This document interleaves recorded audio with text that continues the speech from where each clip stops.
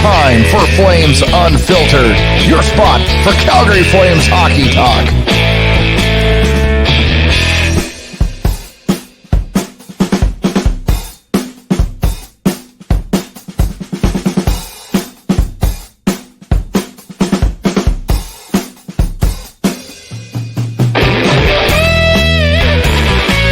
Good evening and welcome to another edition of Flames Unfiltered, hosted by Burud and Kyle Lewis. And it is weird doing these off seasons when we're not doing this every week. It's forgetting something, Kyle. I'm sure we both are, really. I mean, what has been 2 weeks? Yeah, a little over 2 weeks, which is normal. I mean, we plan this during the off season. We need, we're not any different than the players in the fact that we need a little bit of a reset, and so we do now. But we got stuff to talk about. Is certainly Flames news, and I expect we're going to be having many more shows over the off season, discussing all kinds of things that I think are going to be happening. And well, they have to happen because we have vacancies to fill. we're over the cap, and we have vacancies, right? So that's news. What a monster that is, right? Vacancies, but no cap space. So, yeah. Well, we got good news. The Oilers are out of the playoffs.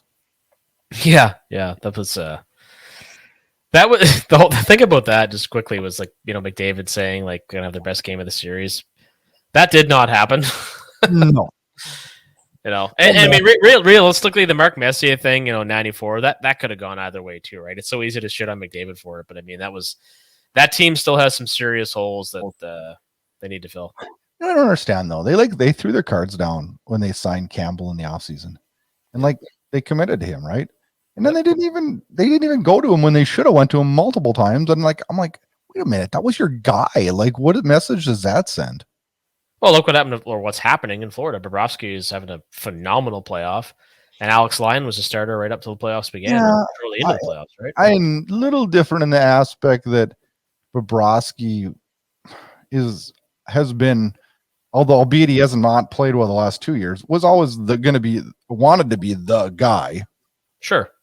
But when you're paying a guy really big money, like you would have thought there'd be some point in that series that Edmonton would have turned more to Campbell to try and turn that thing around. But it's a moot point now.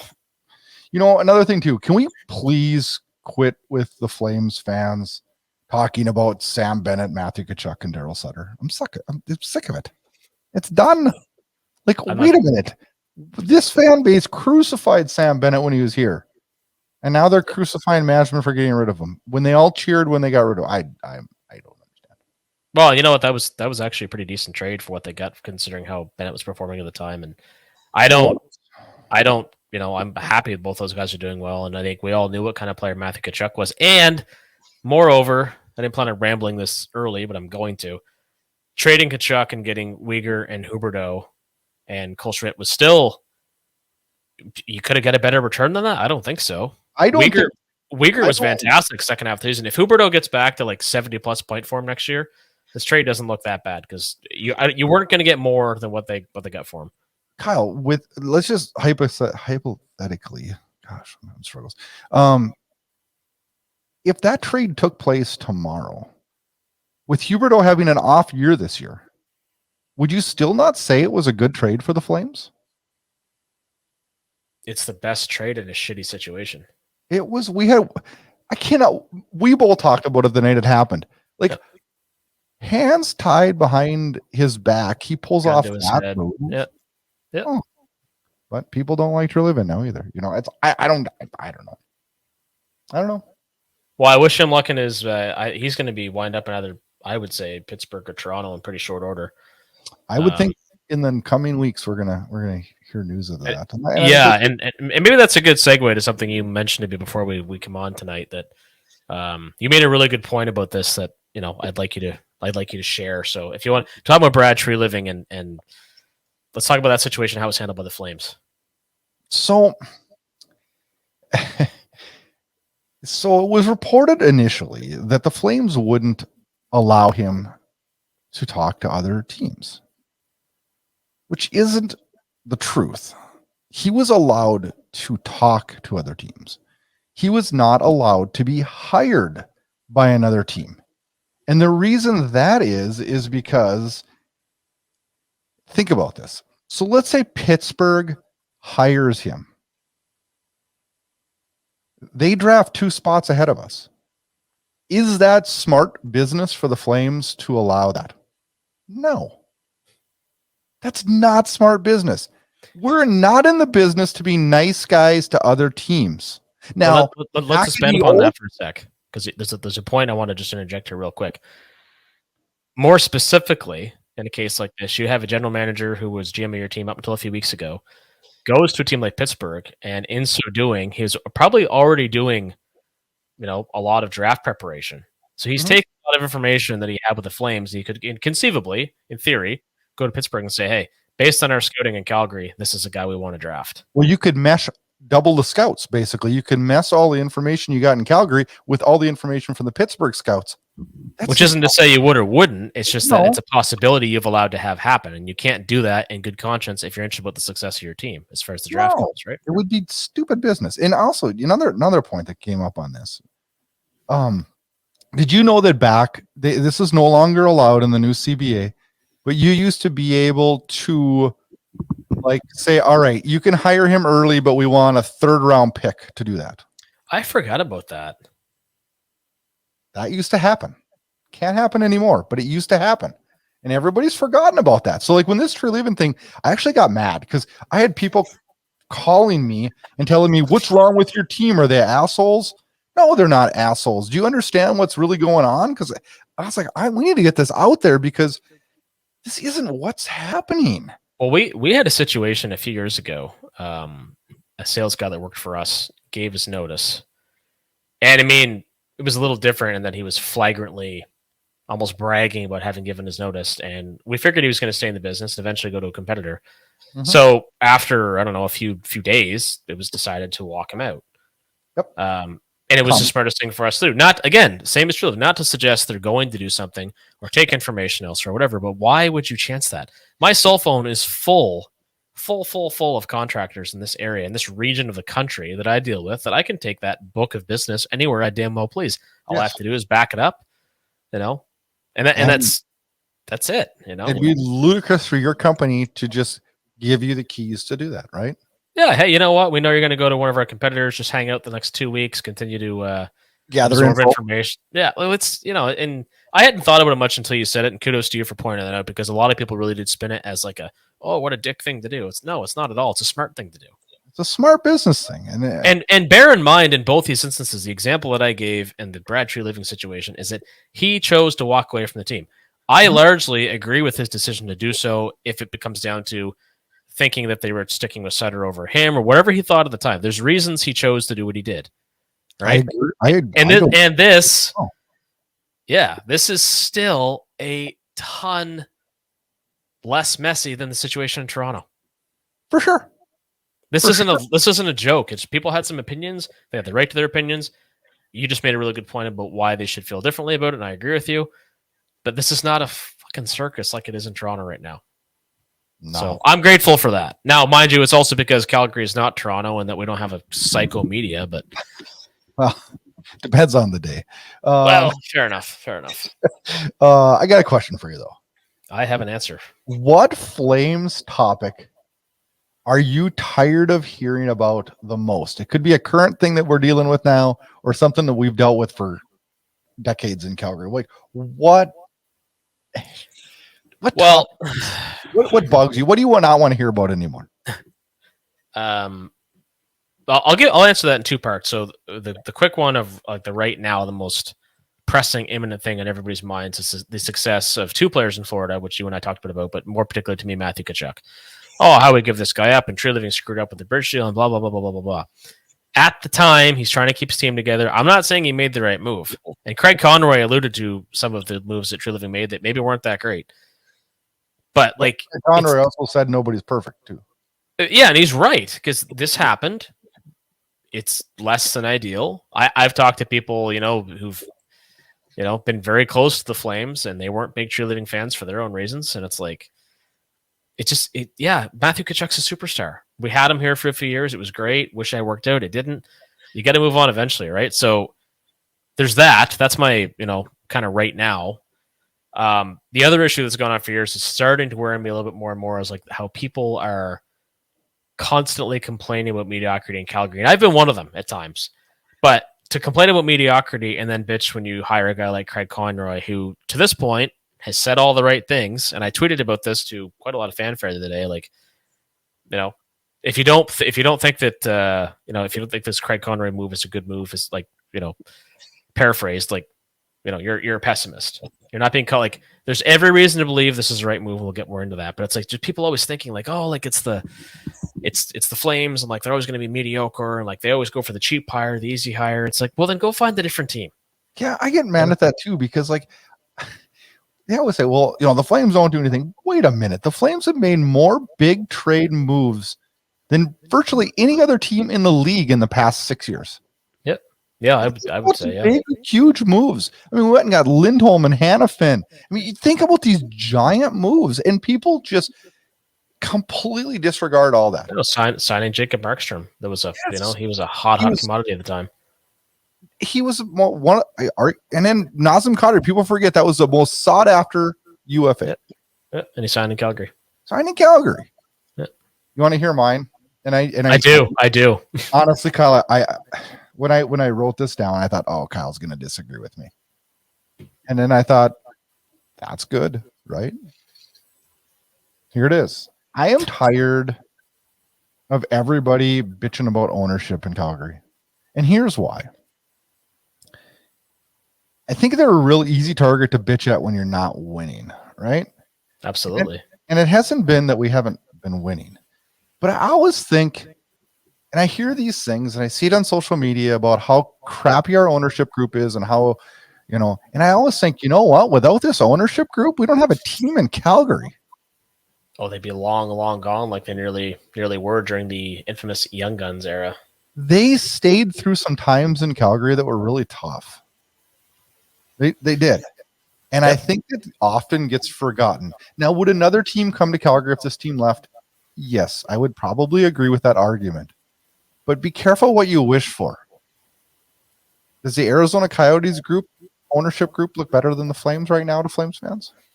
Oh, man. I mean, seriously, I could name off a group of numerous owners. And you know what we aren't thankful for enough in Calgary? Is that our ownership group is pretty influential in the league. They're highly respected among the league. Now, the other piece of this, to your point, is interference from ownership. I know that they have to go to Murray Edwards for certain decisions, and I get that to a point. But in the day-to-day operations of the team, we don't hear a lot about. We never hear from Murray Edwards, which some people kind of complain about. Which fine, if that's how you feel. But I work for a relatively absentee owner, and it's great. He steps in when he feels he needs to. He's there when he needs to be. But I would highly doubt that Treliving had to go to him for too much. I don't think he had to go to him for much, but for people to sit there and complain about his absenteeism, like when you own a company, it doesn't mean you're great at running it necessarily. You might be the guy that got off the ground, but as you add to your hockey ops department, your scouting staff, your player personnel, I mean, you have to put it. It's incumbent upon the people you put in place to run your team. And right now, people should be really happy. If they wanted Sutter gone, he ponied up $8 million to have that happen. Yeah, that's not chump change at all. It's not at all. There's not a lot of teams that necessarily would have done that either. No. I mean, in this case, I was talking to one scout tonight. Like that had to happen, but it doesn't mean that they were going to do it. Or they could have dangled this along all summer, tried to negotiate with players, try to make it work somehow, and we'd be in an absolute mess come training camp. So you really can't downplay the importance of spending that money to make somebody that toxic, which I think we can all agree at this point was very toxic. I do want to say one thing though. I always loved Daryl Sutter. I did not love him this year. Mm-hmm. That's fair. I just hope that we can put this in the rearview mirror now, and that 15 years from now, when we look back at Daryl Sutter and the Calgary Flames, we look back in a positive light and fond memories, because I do believe that there is a handful of guys that wanted to bring a cup to Calgary, and Daryl Sutter's one of them. He was the guy that wanted to. He's the guy that came the closest. with a much less talented team than the one that actually won in 89. Yeah. In a much more competitive league than what there was in 89 in terms of the amount of teams and all that, right? So arguably a lot less talented team than we had this year. Yeah, arguably, yeah, definitely. I it's easy to say, like, Bob Johnson or Terry Crisp, I guess, is the best Flames coach ever because of the records of those teams. But I do think Daryl Sutter's the best coach this team ever had. I do too. Doesn't mean I agree with him this year, and I'm not justifying. No, God, this year was an absolute disaster, and that is largely on his shoulders and his alone. Now we can get to the players too, but that's my opinion. I just hope we can crumple it up now, throw it in the garbage, and move on in a positive light. And I think we started doing that with the way these pressers are. It just seems like a different atmosphere. Well, this is what we talked about earlier before coming on tonight too, in terms of everything that was said in the postseason pressers, or the end of season press conference, I should say, exit meetings. All that goes out the window. And I think the message to the players, and Craig Conroy talked a little bit about this in terms of Elias Lindholm, got to see where his head's at. Some things have changed. I mean, and that's the right thing to do. But I mean, the team is already moving past it in a positive way. Don Maloney was very complimentary of Sutter in his comments, but also very frank in terms of the truth of what the issues were, right? So I'm with you 100%. I mean, the Calgary Flames, if 2004 hadn't happened, the team probably would have moved. 2004 happened because of Daryl Sutter, Jerome McGinley, and Mickey Kiprusoff. Yeah. Yep. And I mean, even last year, I mean, losing the second round Edmonton sucked, but man, that was a fun season, and I won't hear any different, regardless how it ended. It was great. What people forget, and I got a weird stat here. You know that there's 32 teams in the league, 20 have won a cup. Yeah. And in this and 12 teams have never won. We've at least won once. Our friends in Vancouver have not won. People forget that. And in the last decade, 10 years, just think the last 10 years, only 6 different teams have won. Yep. It's not easy to win the Stanley Cup. No, not at all. And now yesterday we turned a page and Craig Conroy is hired as general manager. Great segue. Really like that one. Initial thoughts. For a guy who I thought might be rusty after a few weeks in that podcast, you really pulled one out there. I like that. Initial thoughts. I'm going to throw this back to you. And this has been said in the media a lot, and rightfully so. It is, without a doubt, the right move. This is a guy that put in his time from the day he retired as a player, from being a special advisor to assistant GM. He's got over 10 years experience, learning with different people, watching different people. Has a phenomenal infectious personality, which I think is key in any industry, such that you get along with your peers, your competitors, your competition. You really, and after watching the press conference, again, actions speak louder than words. Action has not begun yet. Yep. But what he said was so compelling and so convincing, and he said it with such conviction about in training camp. Hey, I'm leaving spots open. Young guys need to play in this league. Had me hook, line, and sinker. I knew he would have you. I knew you bought it. How the hell wouldn't he? I've been complaining about this for a fucking year. Anyway, before I start rambling with my love of Craig Conroy and how I think this is the right move, I want to know your thoughts on it. Okay, and I'm blatantly honest on this. I have felt really weird the last couple weeks when I've thought about who to hire as a general manager and who to hire as a coach. I'm really struggled with it. And I look at some of the people they interviewed, and I've always trusted Maloney. I've always really liked him. And I hear, Bergevin, and I didn't feel too great about that. Stan Bowman, I didn't feel real great about that. Mark Hunter, I felt horrible about that. I did. Brad Pascal, I didn't for some reason feel real comfortable with. Not a Brad Pascal fan myself, but anyway. So I hear all these things, right? And I keep looking at Conroy, and I've always thought the world of him. He's in probably my top 10 Calgary related people that I'd want to go sit and have a beer with. Probably my top 5. I really like him and I respect him. And I couldn't agree with you more in the fact that when you're running a group, whether it's players, teams, and personnel, his personality will be good. I hope he does have that hard side that we heard about in the presser. And so I was happy. But what really made me happy was that the day Treliving handed in his thing, the next day we didn't get a press conference saying it's Craig Conroy. I'm glad they did due diligence on this. I think that is important. Yep. And I was afraid they maybe wouldn't, because I got a feeling Conroy was cheaper than a lot of other guys. Yeah, probably. But I mean, here again, who else would you have liked to have seen? I mean, people that they were screaming for Kyle Dubas, which I don't understand. No, I wasn't either. But I did not want it to be known as the hero hire. Yeah. And I don't feel that it was, because they interviewed 30 people. Yeah. No, it's true. You know what?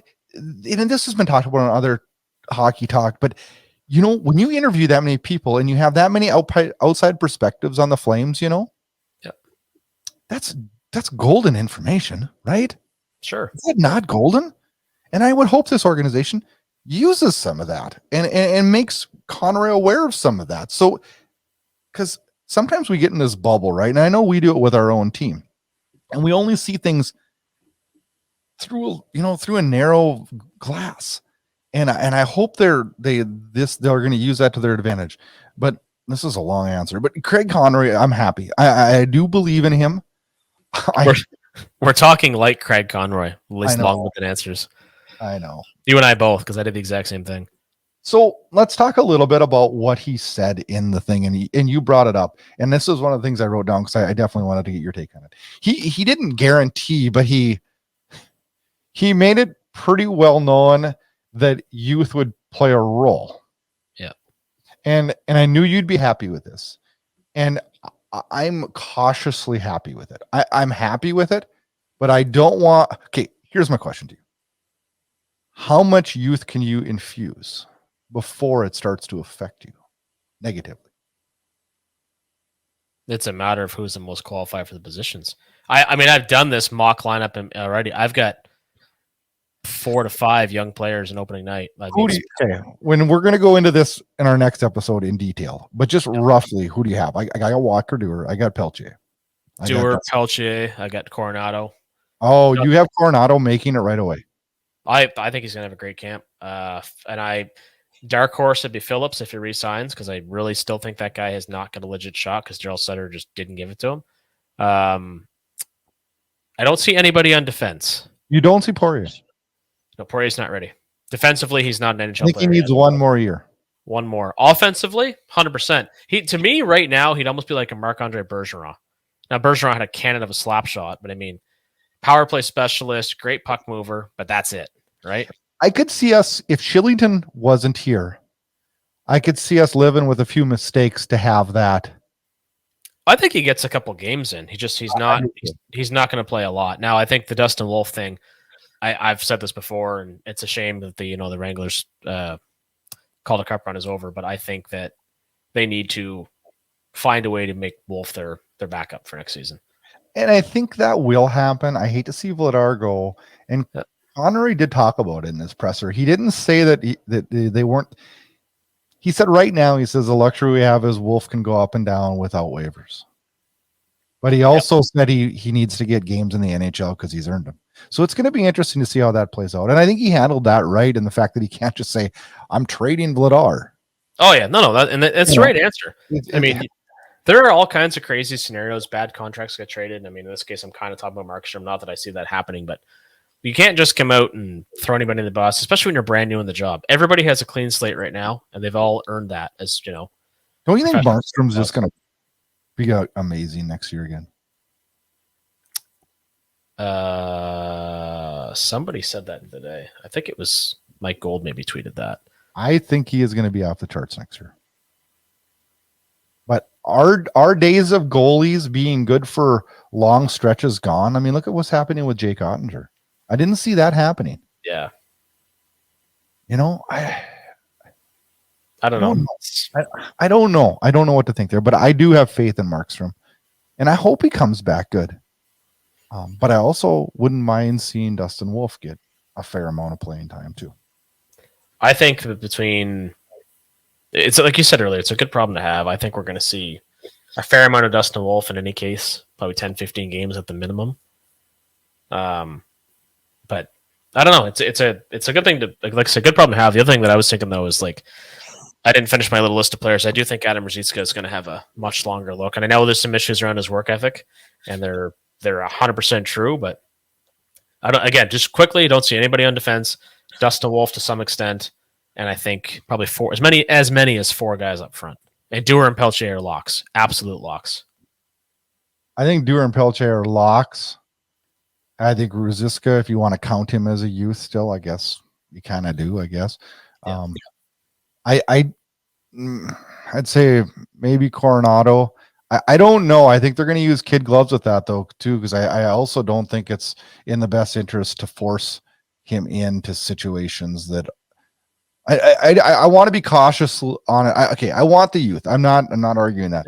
I just want to be cautious about it though. I don't want to. I think he as a hell of a camp forces his way onto the team. That's how good I expect him to be. That could be wrong. Yeah. I'd love that. But I want it earned. Yeah, 100%. Now, okay, go ahead. I'm just gonna say, just in terms of some of his other comments, there was a lot to take away from that. Yeah. He talked a lot about the things he's learned, how he does things differently, and that I'm kind of excited to see how that is because this negotiation is going to be really important, right? Treliving was definitely a shrewd negotiator. He had his Jared Allen cap for a lot of years, so that piece is going to be really interesting to see. The comment that we're definitely going to have a captain, which is interesting because he doesn't have a coach yet. So I guess it's not up to the coach in this case. What are your thoughts on that? I think it's okay to say that, but I do think that that's a coach's job to determine that, though. I mean, you guys, I really think this captain thing is way blown out of proportion. Yeah, you've said this before. But I also am smart enough to know that if things didn't go that well this year and there was troubles in the room, and they didn't have a captain, that's maybe not a good thing, right? So, so how do I argue that? I mean, I don't think that's what was wrong last year, but I don't think it probably helped. No, I don't think it's what's wrong either. I think too many teams go without a captain. I mean, to me, if somebody in your group doesn't stand out as a captain, then maybe there's a problem with the group, right?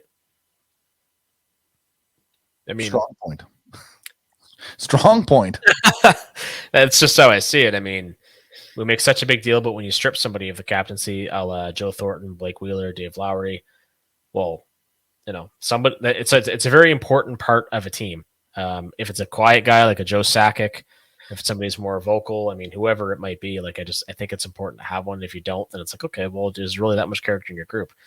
So I'll be curious to see how that plays out. And also his comments about, the coaching search. I mean, that's well underway. I think it's safe to say. Where do we go with that? Where do we go with that? So what we're hearing is we've heard Mitch Love, obviously, Ryan Huska, Alex Tanguay. We've heard Peter Laviolette. We've heard Gerard Gallant. Who else am I forgetting? If they hire Alex Tanguay as head coach after I sold my 2 Tanguay game-worn jerseys, I'm going to be so pissed. They aren't hiring him as head coach. No, I don't think so either. But what is your thoughts? Okay, a name that has not been brought up that I think should at least bear. I don't know. I've always liked the coach Dave Tippett. I'm not sure why he hasn't been brought up, honestly. He's been very successful. If you were going to say Mike Babcock, I was going to quit the show altogether, just to be clear. I hate that man with every fiber of my being, and you should too. And Kirk Muller has not really been mentioned too much, and I don't know. My gut doesn't feel good on that one. I don't know. No, I don't have a good feeling about that either. Dave Tippett, I'm not sure what the reason is that he hasn't really been brought up. And I know I'm just throwing darts here. I just wondered a little bit why I haven't heard that name at all. I think there's names that don't get brought up for different reasons. Like one name that I don't know why he got an endorsement so early after their exit, like the next day or something, like Rick Bowness, proud Moncton native, by the way. He's back next season with the Jets, but it's like, okay, clearly there was issues there. That really surprised me. Like, well, I don't know why you'd jump behind your guy before you've had a chance to really evaluate things. I think because the Jets are so sick and tired of their players underachieving. I don't blame them on that one. Oh, I don't blame them either. I just thought it was really weird to talk about it at all when the season ended. Because to me, it's like we need to evaluate everything. Because obviously we didn't achieve our goals. I'm gonna make a prediction. Our next coach struggles, let's say, right? I'm just throwing this out there. And the players all bitch about it, right? I know what ownership's going to say. I don't give a shit about you hating the coach. You son of bitches. You've done this to me once. You're not doing it twice. Wow. Fair enough. Right? To me, you can only go to that well so often, right? Yeah. To me, it's funny. I talked about Mitch Love tonight, actually, with a scout buddy of mine, and he said that Mitch Love has one of the firmest handshakes he's ever experienced, and that goes a long way with me. I met this dude on the weekend. Guy's name was Greg, really nice guy. He had a firm handshake, and that told me a lot about his character. Like, I've always believed that that's like a really good indication that somebody at least has at their core some good attributes. Yeah. So I think Mitch Love is kind of a little bit of a dark horse because of lack of NHL coaching experience. But man, do you seen the videos of how he is with his players, man? Like, that's exactly the vibe Conroy wants. I don't think he's a dark horse. I think he's the favorite. Why not Ryan Huska? Because Ryan Huska's really climbed the ladder too. You want to know why? I do.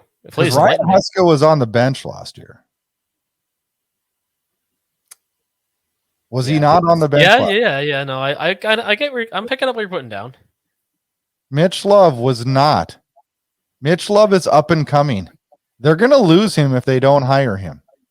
Now, they won't lose him right away because he's under contract. Yeah. But I think it's a full purge of the bench, man. I do. You know what? But here's the thing. You're making this complicated, which is why I like doing this with you, because I don't like things to be simple. Ask anybody who knows me. So it's not Huska's fault. I'm not. Whose fault is it? Daryl Sutter's. But, and I'm not saying you're. I'm not saying you're.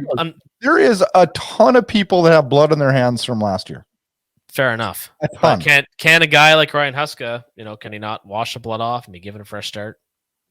I don't know. Let me ask you this one. You'd choose Ryan Huska over Mitch Love? Oh, no, I wouldn't. I just think he's right there with him. I'm just saying, if you're going to go this whole new look with Craig Conroy, this whole new attitude, why would you not go with the two-time coach of the year? There's no reason not to, but I mean, you don't just like fire Ryan Huska. I'm not suggesting you're implying that either. But I'm not saying I think Ryan Huska's I just think Ryan Huska was a very good AHL coach as well.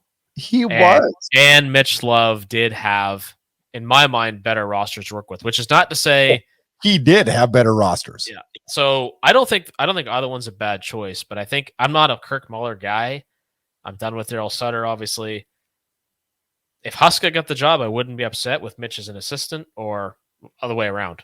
Honestly, I don't know that I'm going to be upset either way. If Jared Gallant got hired tomorrow, I don't know that I'd be upset.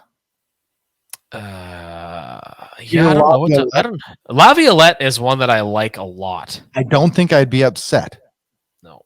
Gallant, I don't know what to do with that.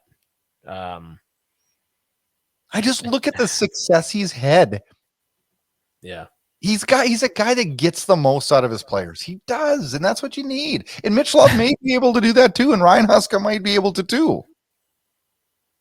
I don't know, but I think based on this conversation, though, I think we can pretty well agree based on Conroy's comments, everything we've heard and seen that I think Mitch Love is the front runner.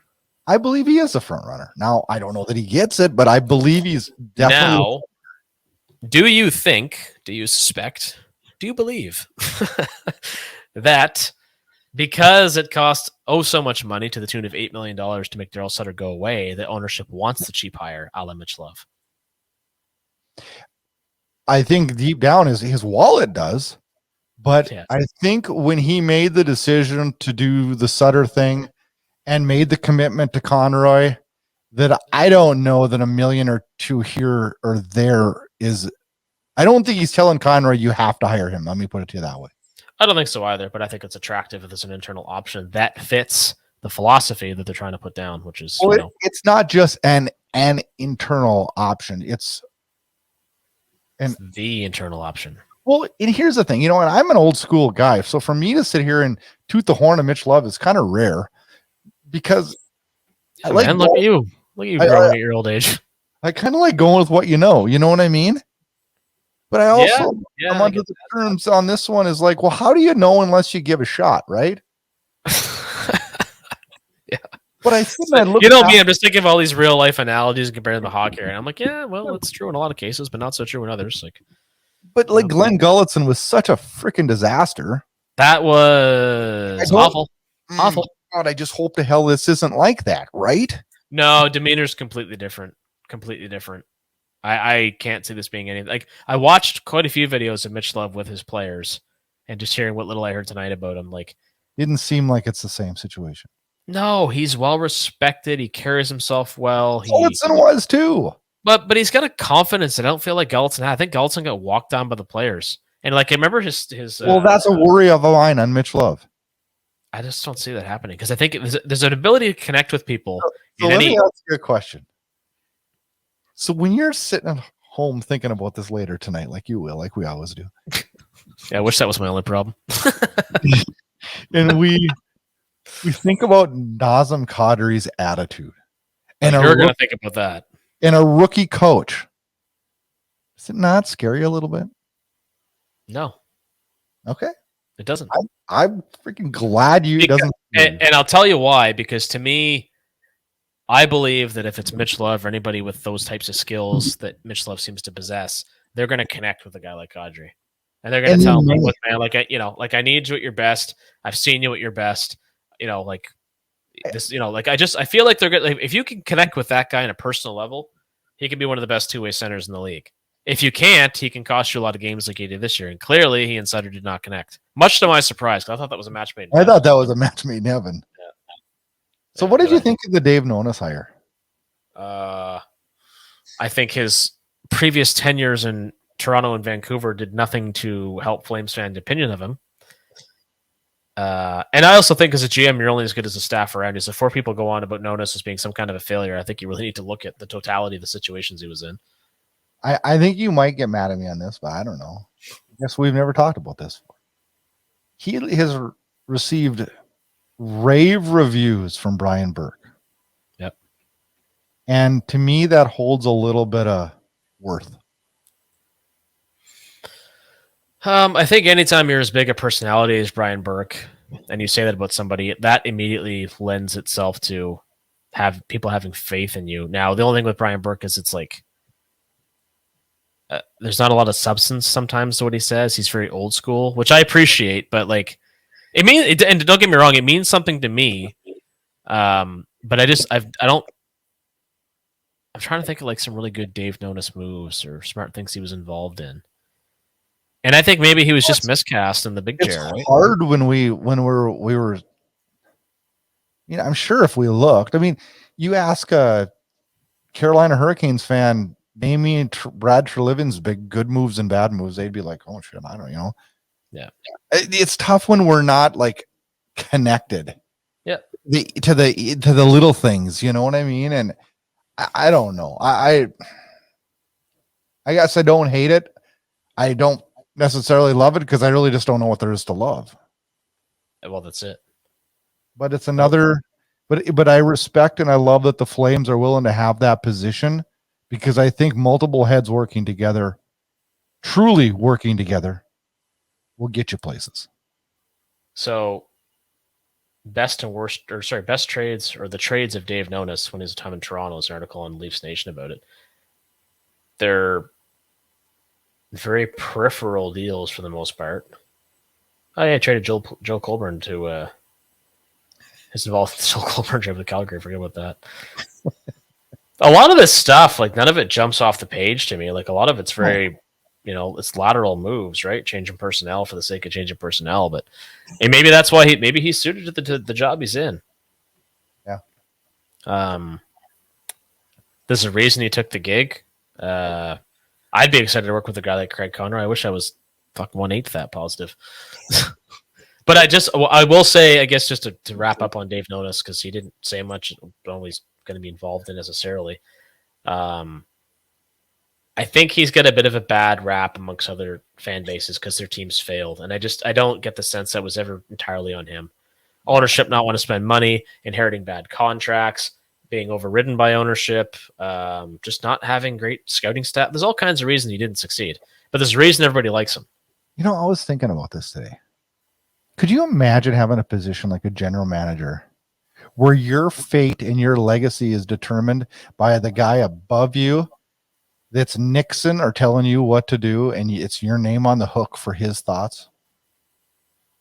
Yeah, I think It'd be a helpless feeling, wouldn't it? And I think it happens a lot more than people think. it'd be a hopeless feeling, wouldn't it? It would, wouldn't it? Some leading questions, Kyle. How would that make you feel? How much would you hate yourself? Well, it'd be the shits. It's like, well, if this guy here doesn't pull off some good moves above me, I'm going to look like a jackwagon and no one else is going to hire me. Do you say jackwig? Jackwagon. Oh, I was like, what? Oh, man, that was great. Yeah, it almost sounds like... It's like living in a deterministic reality. It's like you don't have any control over anything. You just think that you do. Yeah. That'll be on our next Existential Flames podcast. For the purposes of this one, yes, that would be a miserable feeling. Yes, I think that happens far too often in the league, and I think it led to a lot of the problems in Toronto, apart from somebody having a losing team asking for more money. But I digress. Oh, so let's switch gears here now. So this Aginla talk. So yes. This Aginla talk. What's your thoughts? Listen, like, I think from a brand name, like you can't. It's Jerome McGinley. You can't go wrong with having Jerome McGinley involved with the Flames. You can go wrong if you were to like hire him as like a head coach tomorrow or your GM or something. But I think like that guy's still, playing his craft as a coach at all. Right. So let me ask you this question. So we bring Jerome McGinley in, which I'm not against. I love Jerome McGinley. I think he'd be awesome for the team. Yeah. But what happens if things go shitty? Are you asking me how do you fire Jerome McGinley? Yes. You don't, Brad. What you know what I'm saying? Jesus Christ incarnate in Calgary. You can't even talk of that. It's sacrilege. Well, that's what I'm saying. Like I just sometimes listen, stories. I had the same thought. Exact same thought. I don't know how do you ever move on from that? No, and that's what I'm saying. And if you do move on, it's going to be freaking tarnished. And I don't want to tarnish anything that Jerome McGinley had to do with this team. How is Steve Yzerman GM of the Red Wings till death do them part? Well, I don't know. I agree with you. Well, he better get his shit together here. Well, they're trending in the right direction. He's done a good job. But he's got what, 2 more years to have it in the playoffs. He's not that old. He's going to live longer than that. Well, I understand that. But how patient is a Detroit owner? I don't know. Stuff like that scares me, though. I love it. I love these stories, and it feels good. And I love Jerome McGinley, but it kind of does scare me a little bit. It's like, God. Hey, man, it's the unknown. It's like terrifying. I think Conroy is a hero in Calgary, but I think in 4 years, if we're struggling and we're out of the playoffs 4 years in a row and they shit can him, like, I'm sorry. Like, I think we would turn the page pretty quickly in Calgary. God, is that mean to say? I don't know. Yeah, that's very mean. That's downright cruel, Brad. What's wrong with you? No. But I'm just speaking. No, he's not a franchise legend. I understand exactly what you're saying, and I don't know what the answer is. I mean, the worst case scenario is you have a situation like the schism, almost like like Renaissance Italy. What the hell did you just say? It's a schism. You have a divide between church and state, right? So this is what it's like. What happened? So real life analogy or modern analogy: Ottawa Senators, Daniel Alfredson. How horrible would that have been as a Sens fan to know your best player ever wants nothing to do with your team? Well, they shit on him. Yeah, and it was awful. So why would he want to come back? He wouldn't. All I'm saying is you can't have things go that badly with your franchise legend. Brad, it ruins everything. I know. So, to the point about Yzerman Detroit, I don't know. If you bring Aginla on, I don't know how you ever move on from that. But the smart thing to do is to bring him on in a meaningless role. Yeah, special advisor to the assistant to the general manager. I don't know. What the hell you want to call it, right? We'll have him dance where Chris Sutter did last year. Oh. Well, he has his own dance. I know. Right? That's why I said that. There you go. So, but I think because he's such good friends with Conroy, like he's got to jump on in some capacity, but it has to be a limited kind of role. And it's like, yeah, Jerome McGinley works for the Flames again, and just take it for what it's worth, the name value of it, right? I know. I'm just not carry against on with your life otherwise, yeah. And then eventually he becomes GM, and then you have to fire him, and we can all be miserable together, much like we were when the season ended. Let's just hope we win, right? Isn't that all we do? That why we have a podcast to talk about the hope of winning? Gosh, it's been a lot of hope. Well, last year was really good. Yeah. Speaking of real good, let's talk about the Wranglers a little bit. Yeah, that was heartbreaking. Yeah. Oh, sorry. No, good. Positive thoughts, right? My bad. It was a good season, though. Fantastic. I mean, when you think about it, like, it's nice to have a heartbreak in your eyes. It's nice to have the last game pissed me off. They lost 6 goals. I don't know, but I thought it was a good season. All in all, well, look at this. And the thing is, the AHL, obviously, Calder Cup would have been great, especially for guys like Dustin Wolf, who, my God, he deserved it. When's the last time we won a Calder Cup? Back in St. John? Yeah, an hour and a half from here, buddy. Actually, I have to go to St. John for work here soon. Yeah, St. John Flames, 2001. Yeah, I talked to Jim Playfair about that. Captained by Marty Murray, I believe. Yes, it was. Yes, they were. Martin Brochu was the goalie who made an egregious error in the final. Who else was on that team? Steve Bégin. Steve Bégin was the playoff MVP. He looked like a zombie, like all stitched back together by the time it was over. But yeah. Anyway, to back to the point, I guess. I was going to say quickly. I talked to Jim Playfair, the coach of that team, about 10 years later. He said, "Man, that place was rocking." Well, yeah, it was. They won the championship. It was like their last or second last season in St. John. Man, I got a lot of cool memories of that team. But yeah, it had been a while. But I mean, the Wranglers had a fantastic season. Their players individually in terms of development were fantastic. Connor Zary had a good year. Jeremy Poirier surprised a lot of people. Pelche proved he's a full-time NHLer, I would say. Wolf is ready. Like, other than winning the Calder Cup, what more can you ask? Like, who really disappointed on the Regulars this year? Oh, hey, hang on. What's his name? Kevin Rooney. Did I see a stat that he had 7 goals or something? Like, some ridiculous. What, all season? Yeah. Or like in his life of hockey today. In the American Hockey League. I might even be wrong. He might not. That you know what? And I said this on Twitter the other day, and a bunch of people kind of flamed me for it because obviously there's way worse deals than that one. But in terms of what you got out of it, I don't know that there's many worse deals that Brad Treliving signed than that one. He got banished to the minors super early because he was terrible in Calgary, and we're stuck with him for another year. At $1.3 million. Yeah. We at Flames Unfiltered are not Kevin Rooney fans. Is that fair to say? Not at all. How much? Okay, here we go. If tomorrow the Flames freed up $1.3 million more in cap space, how happy would you be? I'd be really happy because we need everything we possibly can do. I mean, we have cap issues. Yeah, and Kevin Rooney there is going to be a big dollar person traded this year. Yep. I hope it's Kevin Rooney. Not that it's big dollar, but anyway. Enough about that guy. He'd just be happy to we mention his name on here. Yeah, that might be the only time he hasn't been talked about. The only time I'm going to talk about him. All right, moving on from the Wranglers, which, by the way, having them in Calgary was such a huge benefit this year. That absolutely. It's huge. Quick touch on the World Championships. I'm not going to lie. I have not watched a game. I'm not a World Championships guy. I did see Coronado's been decent. The USA is undefeated, I believe. Canada's not. Thanks, Norway. Canada is not. Uyghur's been doing well. Yep. Toffoli's been okay, and I don't care and don't want to hear about Milan Lucic because on the 1st of July, he's not a Flame. How drunk are you going to get in celebration of both his departure, Jerome McGinley's birthday, and Canada Day? And it could be the hiring of Jerome McGinley Day. That'd be cool. Happy 45th, 46th birthday to Jerome McGinley. Is that how old he is? Yeah, he's July 1st, 77. Yeah, I'm sure of that. Pride of St. Albert, baby. Not many things I don't know about Jerome McGinley. Except for I don't know how to fire him if it ever came to that. Well, we're going to put you in charge of figuring out a way. This is going to be our lowest rated episode ever. Why do you say that? Because we're talking about firing Jerome McGinley, or I'm talking about it. No, I just said that, like, I don't know. Anyway. No, you covered it well.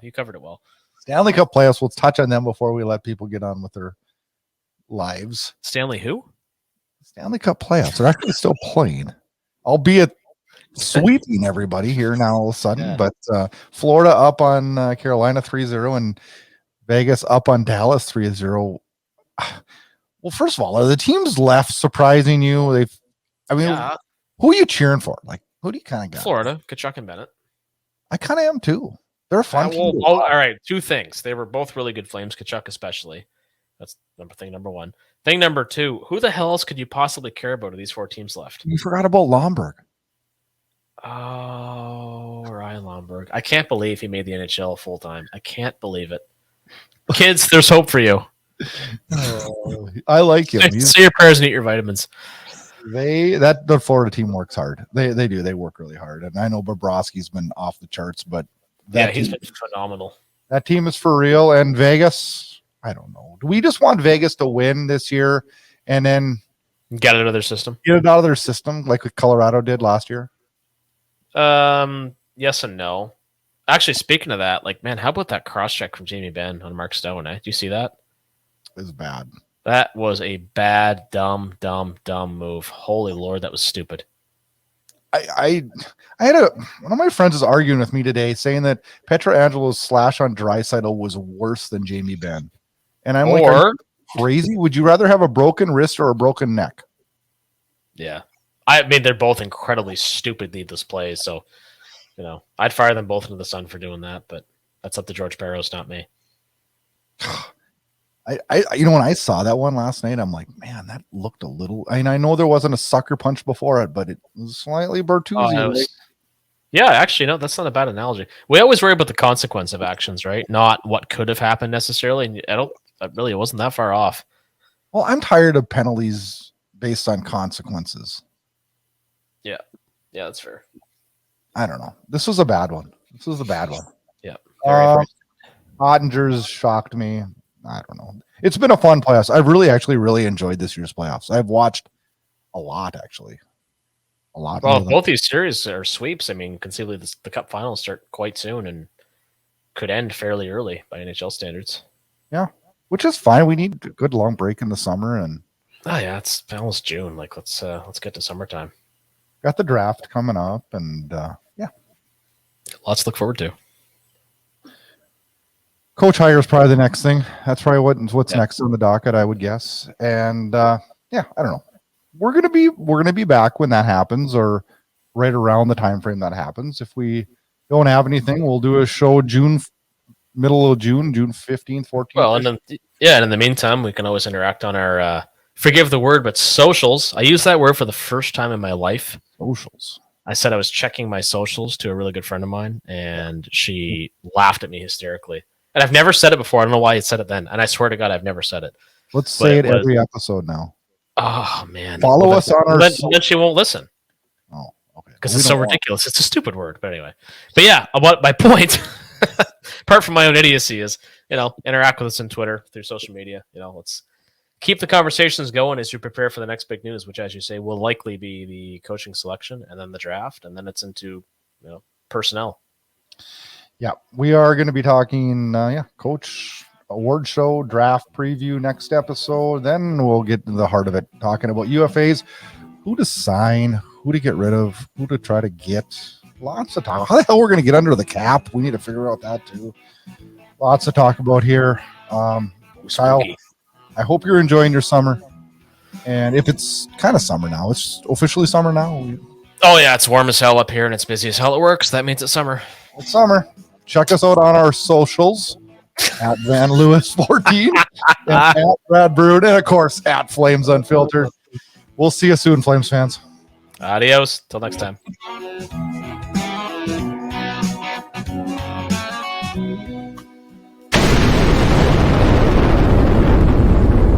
Get connected. Flames Unfiltered can be found on Twitter at Flame Unfiltered. Check out the Facebook page at Flames Unfiltered. Host Brad Burud is on Twitter at Brad Burud, and host Kyle Lewis is on Twitter at VanLewis14. Like what you hear? Rate, review, and subscribe on Apple Podcasts. Flames Unfiltered can be found on all the major podcast players. Want to watch the show? You got it. Check out Inside Edge Hockey Media Group for every show. Subscribe while you watch. Thanks for listening, watching, and interacting. Enjoy the hockey action. We call them playoff! Yeah, baby! Playoff! Yeah, baby! Thanks for tuning in to Flames Unfiltered. Check back for more action-packed Calgary Flames talk.